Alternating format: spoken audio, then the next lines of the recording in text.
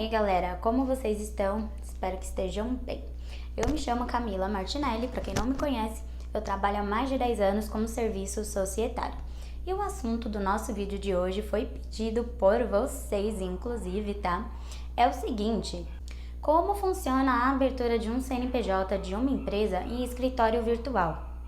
Fica comigo até o final desse vídeo, que a última dica que eu vou te dar é extremamente importante, tá? Mas antes da gente começar esse vídeo, eu quero agradecer ao nosso querido inscrito aqui do canal e também seguidor lá do nosso Instagram. Inclusive, sigam a gente lá, tá bom? Que lá a gente tem um relacionamento mais próximo do que aqui no YouTube. E eu quero agradecer ao Paulo, tá? Foi o Paulo que indicou esse assunto pra gente e, como sempre, a gente atende vocês. Um abraço, Paulo. Vamos lá pro nosso vídeo. A primeira coisa que eu tenho para falar para vocês sobre o escritório virtual é que qualquer tipo de empresa pode ser aberto em escritório virtual, não tem problema nenhum, tá? Quanto a isso. A gente chama até de domicílio fiscal no caso, porque às vezes a empresa não tem uma sede, nem tem um escritório também, porque é dispensado para ela, né? Não é viável. E principalmente hoje, que as empresas vendem muito pela internet, às vezes não faz nenhum sentido com o funcionário trabalhando dentro de casa, né, no famoso home office, tem sentido nenhum manter um escritório ou qualquer coisa do tipo, mas é necessário um endereço, e aí eles acabam alugando aqueles coworking, né, para ter um endereço. E aí nós damos as dicas, tá, dos cuidados para tomar nesse caso aí, coisas para vocês observarem quando aparecer alguma empresa assim para vocês abrirem. O primeiro cuidado que vocês precisam tomar é quando essa empresa tiver atividade de comércio ou fabricação. Por quê?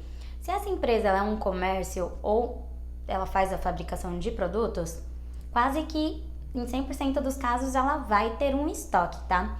Independente se esse estoque é no local da empresa ou não, mas aqui nós estamos dando o exemplo de não ser, o posto fiscal sempre vai querer saber essa informação. Então, sempre que essa empresa comercializa ou fabrica, ela vai ter o estoque dos produtos, que ainda que não seja no mesmo local de endereço, pode ser no local alugado, pode ser a fabricação feita por terceiros, por um exemplo, mas isso vai existir, essa questão vai existir. Então, o que acontece? Você precisa deixar isso muito claro, porque o posto fiscal, o Cefaz aqui em São Paulo, ele pode ser que provavelmente peça para você explicar como é que vai acontecer, tá? Por conta dessa atividade que é um pouco mais complexa. Então, sempre tenha em mente que muito provavelmente você vai precisar da documentação para comprovar essa situação do estoque. Então, a segunda dica é a seguinte: ainda falando dessa atividade de comércio, da fabricação ou até a prestação de alguns serviços específicos, é bom sempre informar no objeto social que essa fabricação, que esse comércio ou a prestação de serviço, ela vai ser feita em terceiros, ou que ela vai acontecer pela internet, ou então que vai ser fora do estabelecimento.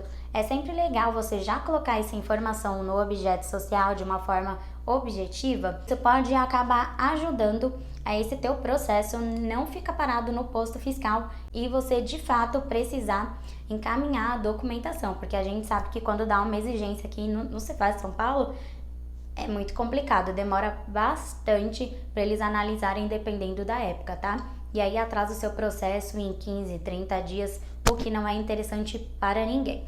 Então, se você colocar já no objeto, se você seguir essa diquinha aí, o objeto já ficar mais objetivo, realmente já vai te ajudar muito.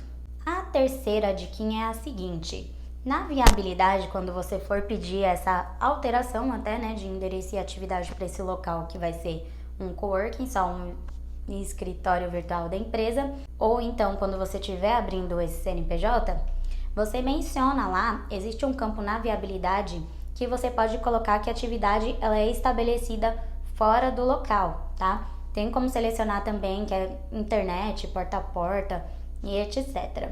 Você selecionando isso lá já vai te ajudar muito também a dar esse entendimento de que a atividade não vai ser feita no local. A quarta diquinha é a seguinte: você vai ter um endereço, claro, quando você loca, né, esse endereço para usar como domicílio fiscal, como seu escritório virtual. Existe a questão de muitas outras empresas usarem também esse mesmo endereço. Então, o que é importante? É importante que você coloque sempre um complemento, como por exemplo, sala, você pode colocar andar, você pode especificar certinho um complemento de onde a sua empresa vai ficar. Por quê? Caso você não coloque complemento e outra empresa não tenha colocado também, o posto fiscal ele vai verificar que a empresa ela está no mesmo endereço de outra e aí ele vai querer explicação, vai dar exigência também e isso vai atrasar o seu processo, tá? Então sempre lembra de colocar um complemento porque isso também atrapalha na parte da prefeitura quando for abrir a inscrição municipal. Eles normalmente fazem uma diligência até o local para saber onde é que a empresa é. É um pouquinho mais básico, né? Mas é algo que pode atrapalhar o seu processo também.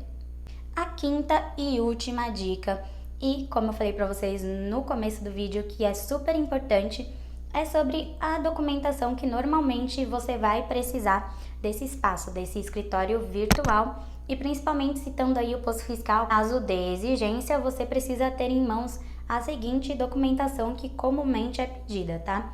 RG e CPF dos sócios, a minuta dessa alteração ou dessa abertura já assinada pelos sócios, você vai precisar do comprovante de residência, na maioria dos casos já pede, do IPTU do local, do contrato de locação também.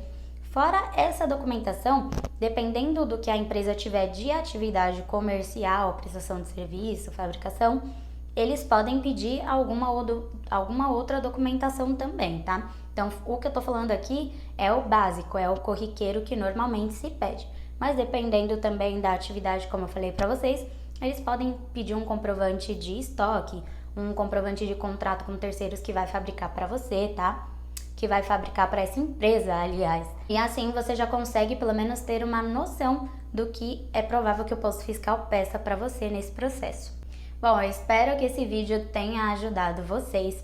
Se vocês não seguem a gente no Instagram, vão lá seguir, tá? É Talismã Pro, vou deixar o arroba aqui novamente para vocês irem lá, porque lá a gente fala de outros assuntos diversos, tem caixinha de perguntas também.